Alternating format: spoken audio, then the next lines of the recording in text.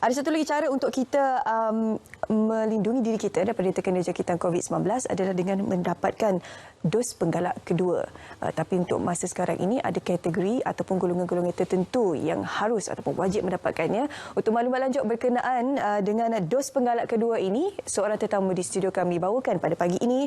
Selamat pagi diucapkan kepada Dr. Muhammad Ihsani Mahmud selaku Pakar Perubatan Kesihatan Awam Bahagian Kawalan Penyakit Kementerian Kesihatan Malaysia KKM. Dr. Ihsani, Assalamualaikum. Selamat pagi. Waalaikumsalam warahmatullahi wabarakatuh. Okey. Kita nak cerita berkenaan dengan dos penggalak kedua ini. Kurang sedikit popular jika nak dibandingkan dengan dos penggalak yang pertama sebelum ini yang diwar-warkan oleh pihak KKM. Jadi mungkin sedikit pengenalan terlebih dahulu daripada doktor berkenaan dengan dos penggalak kedua ini. Siapakah golongan yang wajib menerima dos penggalak kedua ini? Okey. So, sebagaimana kita maklum, kita semua dah ada vaksin sebelum ni, iaitu kita panggil dos primer. Ya.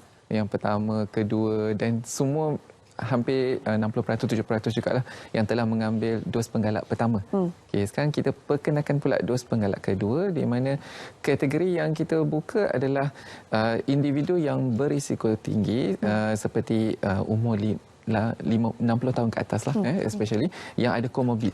Okey, yang kumpulan kedua adalah petugas kesihatan. Okey, ataupun kalau ada frontliner yang berminat pun boleh. Dan yang ketiga adalah individu yang sihat. Okey, yang sihat tapi berminat nak mengambil, memerlukan juga pada masa sama pun boleh pergi mengambil dos penggalak yang kedua tersebut. Untuk masa sekarang ini masih lagi percuma ataupun ada vaksin tersebut masih lagi percuma. Okey. Masih lagi percuma, belum lagi ada bayaran yang dikenakan lah.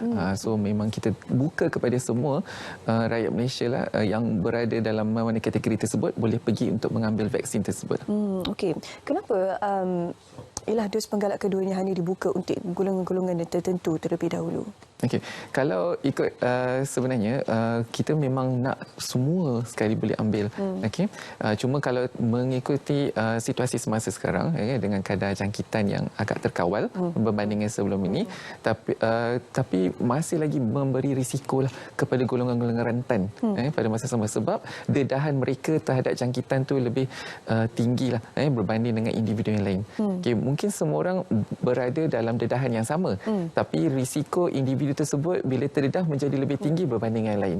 Dan sebab itu kita lebih fokus kepada kumpulan rentan tersebut supaya dapat memberi perlindungan yang optimum agar dapat mengelakkan daripada jangkitan COVID-19 yang lebih teruk lah berbanding dengan individu yang lain. Okey.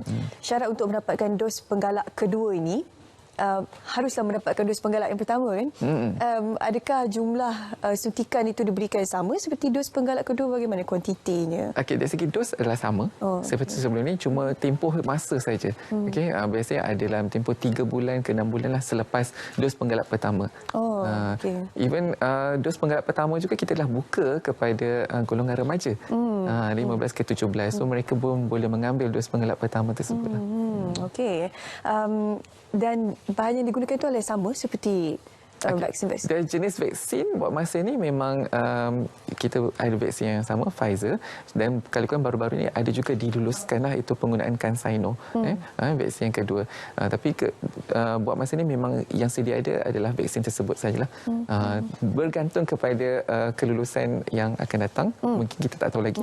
Mungkin ada tambahan vaksin yang lain pula untuk boleh digunakan sebagai dos penggalak kedua. Okey, pencampuran vaksin. Sebelum ini topik ini pernah kita kupas sebelum ini, kan? Bagaimana untuk dos penggalak kedua ini? Adakah masih lagi dibenarkan untuk mencampur vaksin ataupun perlu menggunakan jenis vaksin yang sama? Pendekatan tersebut masih lagi boleh, masih lagi sama dari segi penggunaan heterologous vaksin tersebut, sebab kalau ikut kajian kita pun memang tiada kesan yang teruklah jika ada campuran vaksin tersebut, so tiada masalah. Okey, jadi kadang-kadang kita dalam proses untuk mendapatkan vaksin itu tiba-tiba terkena jangkitan COVID-19. Saya difahamkan apabila seseorang individu tersebut sudah ada ataupun sembuh daripada penyakit COVID-19, dia ada tempoh waktu tertentu untuk mendapatkan vaksin. Jadi bagaimana untuk second booster ni, dos penggalak keduanya? Adakah masih terpakai ataupun sedikit berbeza? konsep dia masih lagi sama. Okey. Masih lagi sama. Kita ada memberi ruang masa lah, ialah 1 bulan ke 3 bulan selepas jangkitan. Okey. So sebab apa? Kadang dia imuniti tu dah terbentuk secara semula jadi disebabkan jangkitan tersebut. Cuma memang perlu ambil untuk menambahkan lagi tahap imuniti dalam badan, sebab kita tahu natural immunity daripada COVID-19 ni dia tak boleh bertahan terlampau lama. Paling lama pun dalam kajian kita pun sekurang-kurangnya dalam 3 bulan sajalah. Lepas tu imuniti mula menurun. Sebab pentingnya untuk mengambil dos penggalak sebagai tambahan. Vaksin selalu ada proses ya. Primer 1, dos penggalak pertama, dos penggalak kedua. Jadi sekiranya ada seseorang individu tersebut terkena jangkitan COVID-19 selepas usai dos pertama, dos primer, adakah mereka perlu mengulang balik step yang pertama atau dikira dos penggalak kedua? Macam prosesnya itu? Prosesnya adalah terus. Dia berterus, dia tak ada ulang balik. Dia tak perlu ulang balik kepada primer. So maksudnya primary dos yang diterima peringkat awal adalah untuk melindungi pada peringkat masa tersebut. Okay, bila dia dapat jangkitan, so kita akan beri booster lah, sebab dia dah ada history mengambil vaksin yang primer. So untuk seterusnya dikira adalah penggalak. Okey. Persoalannya sampai bila, doktor? COVID-19 ni kita tidak tahu bila ia akan berakhir. Kalau nak cerita pasal dos penggalak ni, kita nak kata boostkan balik imun kan. Kalau cerita berpanjangan, maksudnya kita kena sentiasa mendapatkan dos penggalak itu. Persoalannya itulah, sampai bila? Okey, sebab kalau kita tahu virus ni bukan saja COVID lah, apa-apa jenis virus pun memang sentiasa ada. Belum lagi lah kita dengar setengah virus itu dah jadi eliminasi.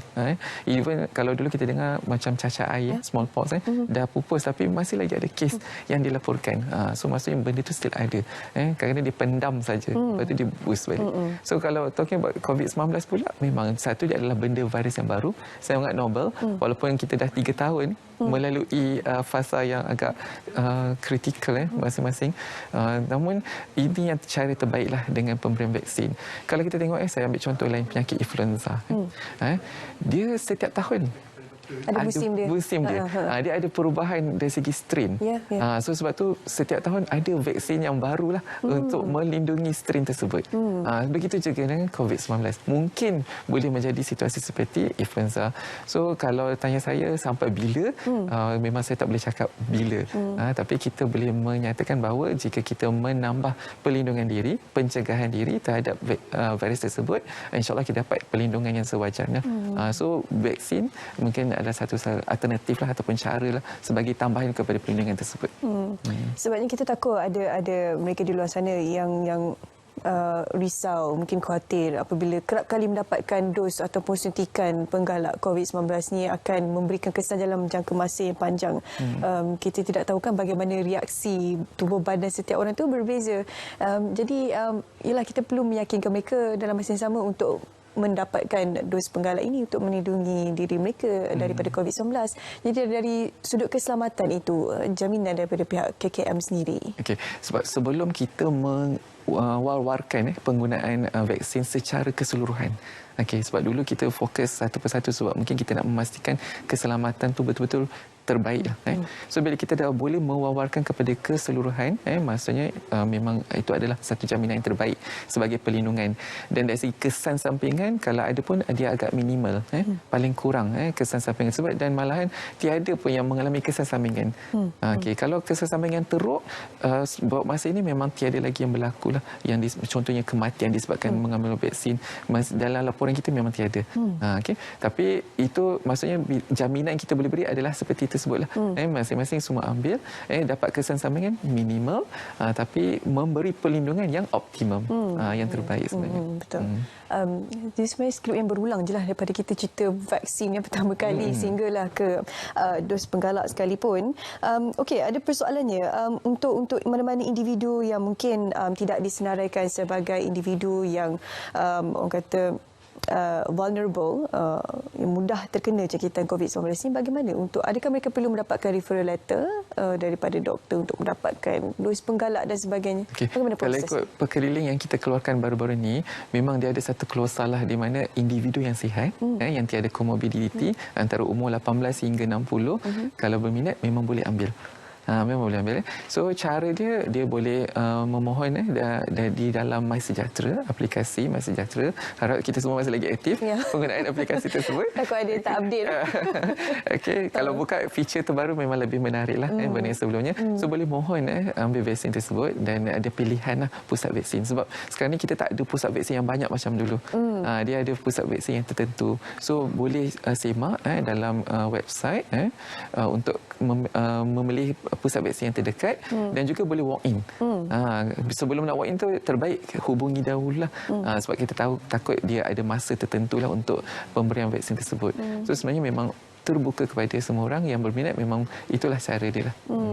Okey, di Malaysia ni vaksin digunakan untuk dos penggalak masih lagi sama sebelum ini? Sama lagi sebelum ni. Sinovac, Sinovac buat masa ni tiada lagi. Kita masih menggunakan Pfizer Comirnaty lah. Yang sekarang ni memang kita menggunakan Comirnaty untuk dos penggalak yang kedua. AstraZeneca pun bergantung kepada stok yang ada lah. Tapi buat masa ni memang kita menggunakan Pfizer dahulu. Okey, itulah stok yang paling banyak sekarang ini dan juga perlu hubungi mana-mana lokasi PPV ataupun mana-mana klinik yang menyediakan perkhidmatan suntikan vaksin ini, sebab takut stok habis kan, nanti kita datang nanti sia-sia lah tak dapat suntikan dan sebagainya kan.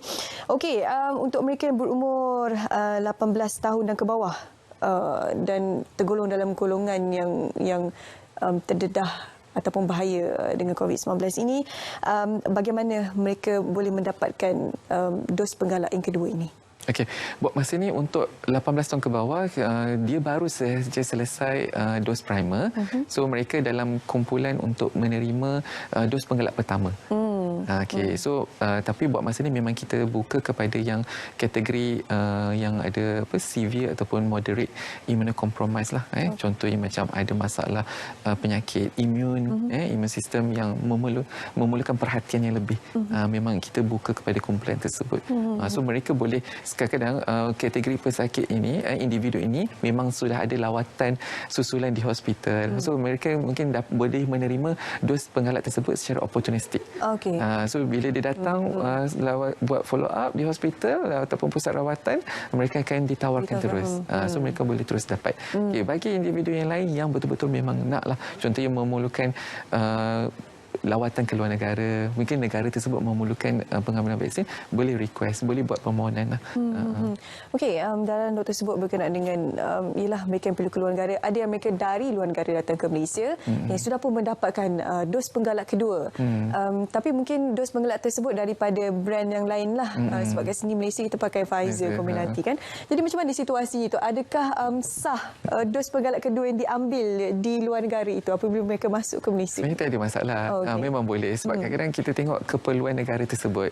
Mungkin mereka mengutamakan jenama tersebut berbanding Malaysia mungkin kepada Pfizer. Tapi bila dah ada pertambahan perlindungan vaksin, maksudnya perlindungan terhadap diri individu tersebut. So bila dia ada imuniti, dia melindungi diri. Pada masa sama dia melindungi orang yang lain juga. So sebenarnya tiada masalah lah apa jenis brand dia ambil pun, asalkan fungsi utama tu tercapai lah, melindungi dan memberi perlindungan yang optimum. Jadi tak dikira masuk sini kena ambil semula. Terima je, itu terima saja. Kalau dia cocok juga, maksudnya dah dos penggalak ketiga lah. Okey, pelindungan yang optimum yang kita mahu berikan untuk keluarga Malaysia. Sebab sekarang ni cuti sekolah kan. Ramai ibu bapa nak keluar bawa anak-anak pergi bercuti, bereaksi, beradah dan sebagainya. Jadi seboleh-bolehnya dapatkanlah dos penggalak ini untuk melindungi ahli keluarga anda daripada terkena jangkitan COVID-19 ini.